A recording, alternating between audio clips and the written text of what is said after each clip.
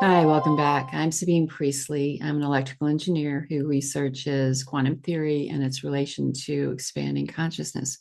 With me is a dear friend, Siri Oakley, who will be channeling art while I talk about taming the monkey mind and inner critic today.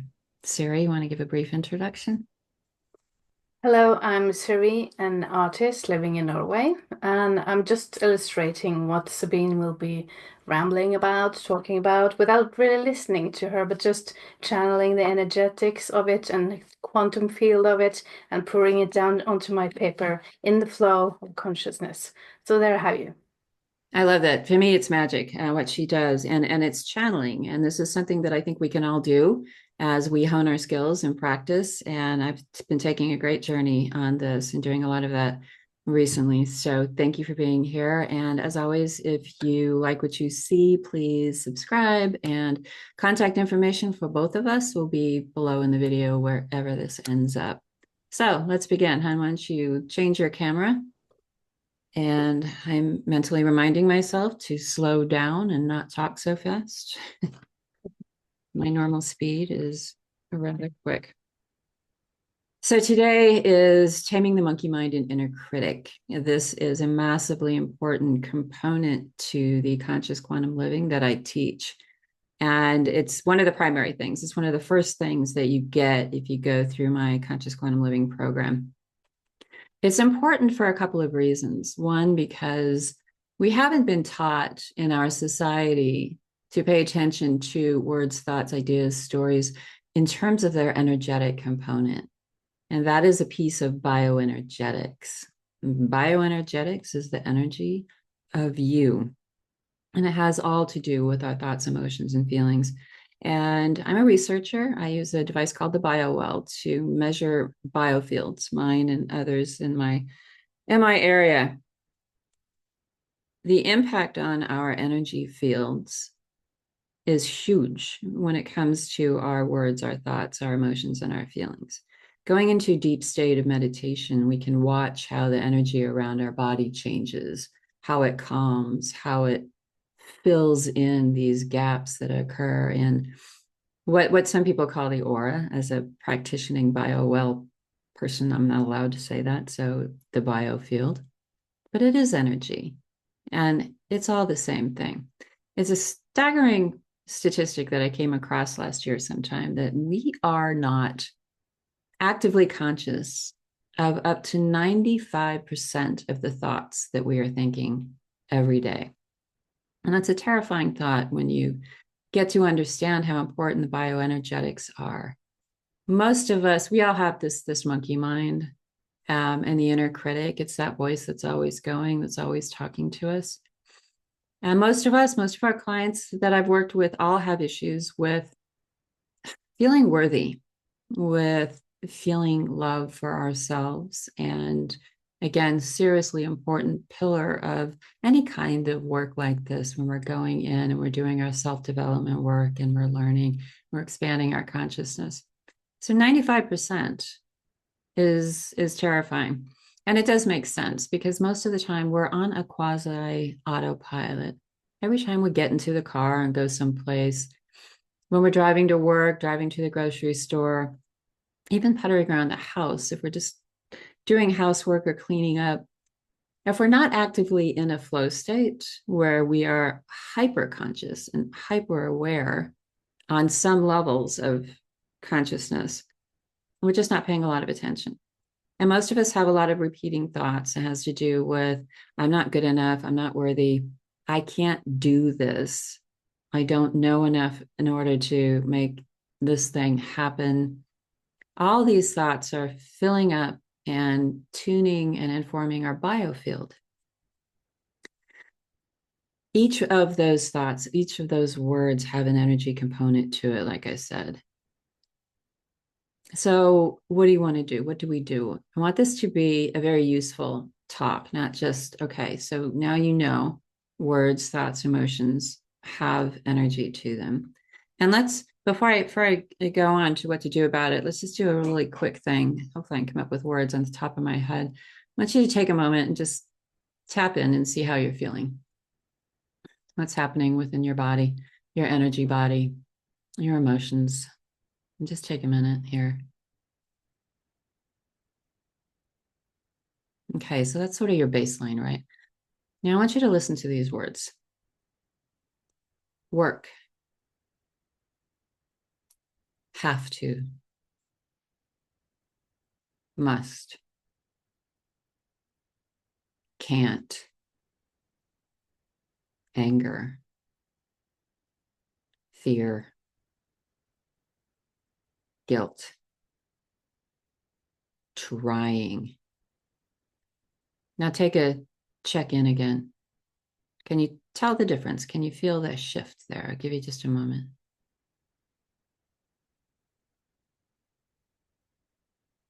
Okay, the more in tune you get with your energy body and redirecting the monkey mind, the more sensitive you're going to become to this. And it's part of the magic. I'll come back to that in a moment. Now I want you to listen to these words. Play, love, joy, bliss, creating, imagination.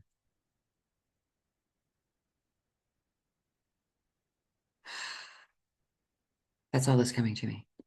So tap in, and can you feel that shift?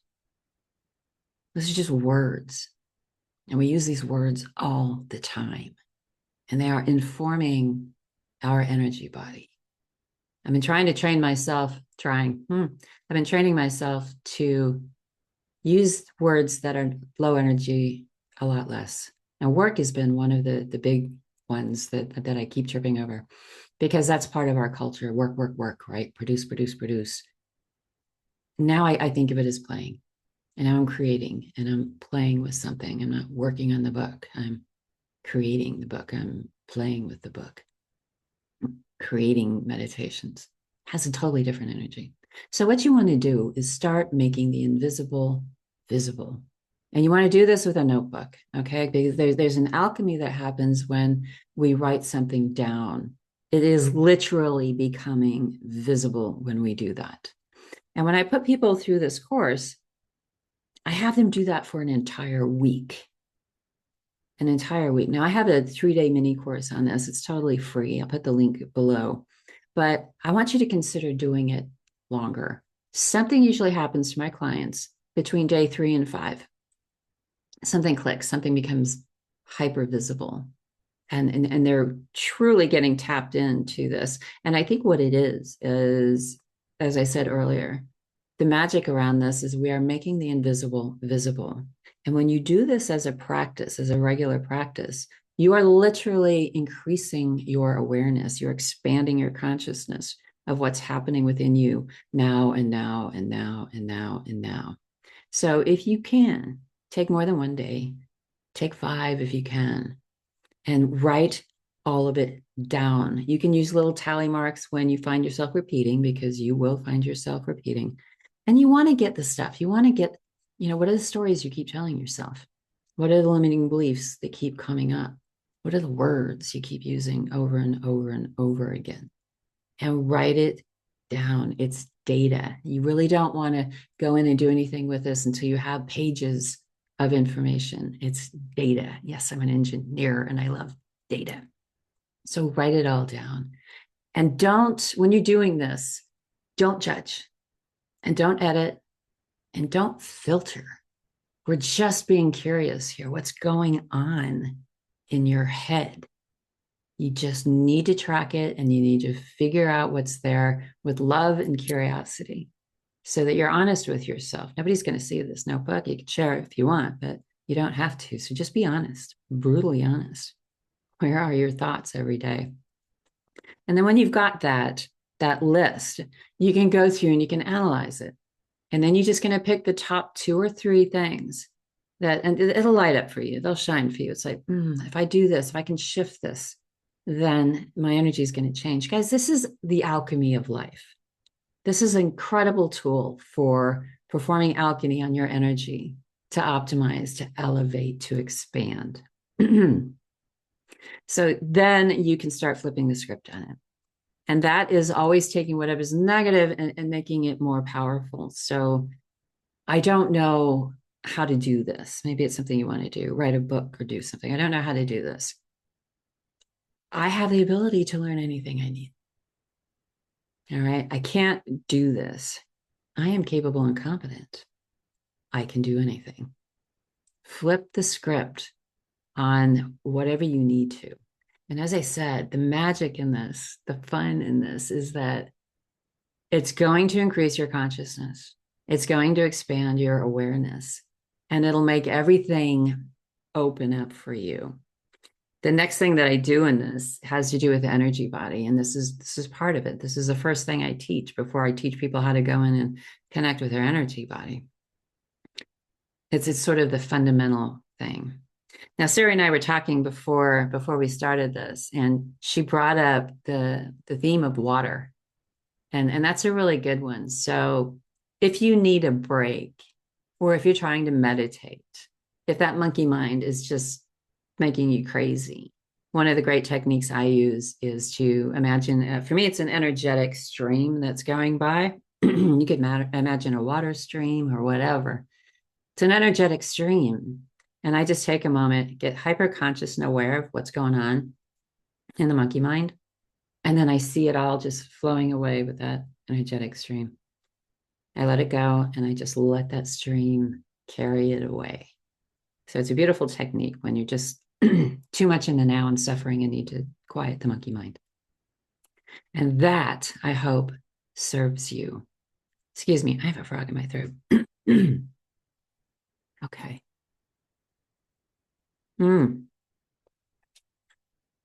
Okay.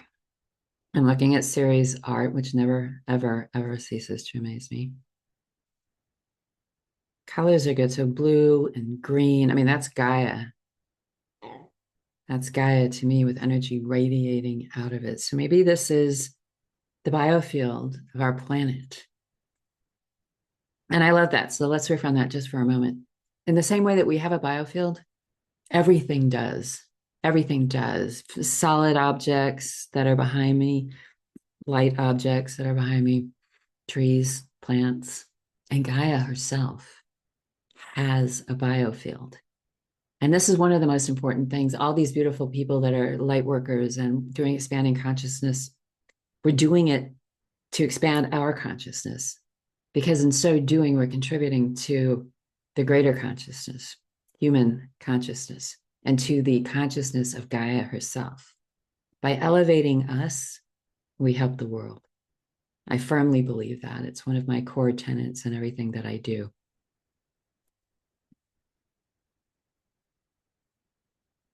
Ugh. Siri, do you want to come and talk to us a little bit?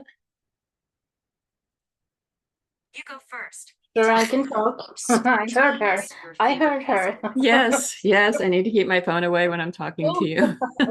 Lovely. Do you want to say something more about this? Because I feel there is no more things going to be added in here because I love the Gaia comment I heard you say, and also the water flow. I was caught on water flow the earlier today, and seeing this now reminds me I live very close to the world's largest whirlpool, and it's called the Saltströmmen, which is a salty stream, and where every drop of water goes into a whirlpool twice a day, and it's very powerful. So I feel Ooh, the surge in this also, and the opening you were talking about changing your mindset and stuff like that, letting all the old stuff go, and yeah, I think this yeah. is That marbling all together.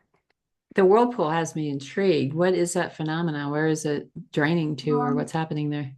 We're living close to a fjord called the Salten Fjord, and it's a narrow passage in that fjord where all the ocean goes through in Oh, twice a day when the tides go in and out. All the water in the fjord has to pass through this very narrow cliff under seas. And so it's a tremendous pressure and it's like a whirlpool. So you can easily drown. If you fell into the water, you wouldn't come up again. So there are guided tours with rib boats, and people love to stand there fishing with fishing rods. Lots of tourists arrive here in the summer to see that. So you're very welcome to see it too if you want to sometime. Oh, absolutely. That Oh, just thank sounds you. incredible. And it reminds me of it's sort of, all these tides of the planet. It's like Gaia breathing, Mm. right? In and out and in and out. We all have our rhythm. I just did that seven hermetic principles course, and that's one of them, the principle of rhythm, how everything has its tides and everything goes up and down. And Yeah. oh, that was fabulous. Once again, Siri, thank you so much for joining me. It's always a pleasure, and we'll be back again next week. Yeah. Thank you for having me. Cheers all. Namaste. We love you. Namaste. I love you.